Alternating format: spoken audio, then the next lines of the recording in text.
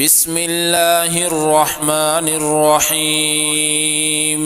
الرحمن علم القرآن، خلق الإنسان علمه البيان. الشمس والقمر بحسبان، والنجم والشجر يسجدان. والسماء رفعها ووضع الميزان، ألا تطغوا في الميزان، وأقيموا الوزن بالقسط ولا تخسروا الميزان. والأرض وضعها للأنام، فيها فاكهة والنخل ذات الأكمام، والحب ذو العصف والريحان. فبأي آلاء ربكما تكذبان؟ خلق الإنسان من صلصال كالفخار، وخلق الجان من مارج من نار. فبأي آلاء ربكما تكذبان؟ رب المشرقين ورب المغربين، فبأي آلاء ربكما تكذبان؟ مرج البحرين يلتقيان، بينهما برزخ لا يبغيان. فبأي آلاء ربكما تكذبان؟ يخرج منهما اللؤلؤ والمرجان. فبأي آلاء ربكما تكذبان؟ وله الجوار المنشآت في البحر كالأعلام. فبأي آلاء ربكما تكذبان؟ كل من عليها فان، ويبقى وجه ربك ذو الجلال والإكرام.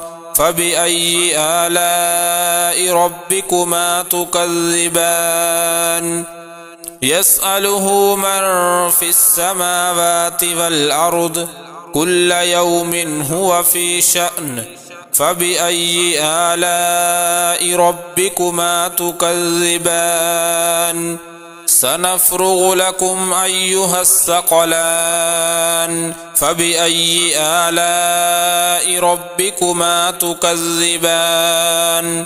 يا معشر الجن والإنس إن استطعتم أن تنفذوا من أقطار السماوات والأرض فانفذوا، لا تنفذون إلا بسلطان.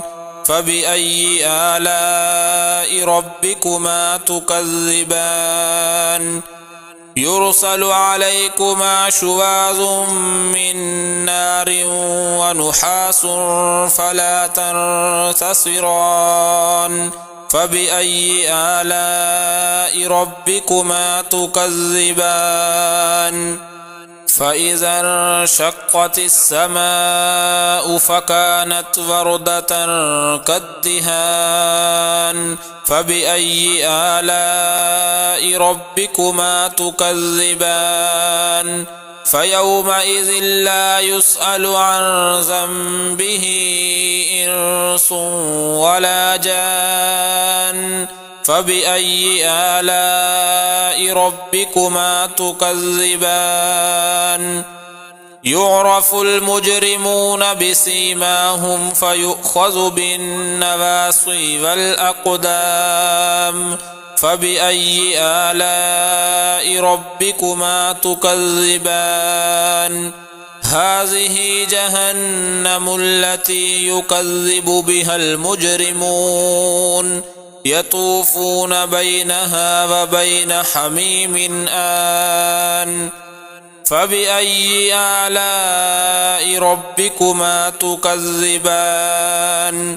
ولمن خاف مقام ربه جنتان، فبأي آلاء ربكما تكذبان ذواتا أفنان فبأي آلاء ربكما تكذبان فيهما عينان تجريان فبأي آلاء ربكما تكذبان فيهما من كل فاكهة زوجان فبأي آلاء ربكما تكذبان متكئين على فرش بطائنها من استبرق وجنى الجنتين دان فبأي آلاء ربكما تكذبان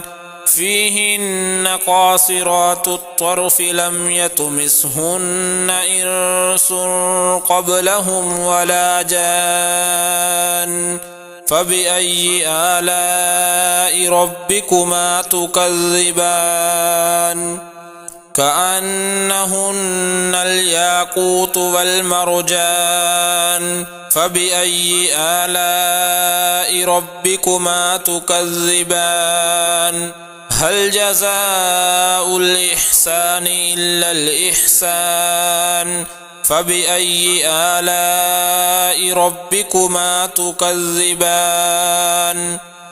ومن دونهما جنتان فبأي آلاء ربكما تكذبان مدهامتان فبأي آلاء ربكما تكذبان فيهما عينان نضاختان فبأي آلاء ربكما تكذبان فيهما فاكهة ونخل ورمان فبأي آلاء ربكما تكذبان فيهن خيرات حسان فبأي آلاء ربكما تكذبان حور مقصورات في الخيام فبأي آلاء ربكما تكذبان لم يطمثهن إنس قبلهم ولا جان فبأي آلاء ربكما تكذبان متكئين على رفرف خضر وعبقري حسان فبأي آلاء ربكما تكذبان تبارك اسم ربك ذي الجلال والإكرام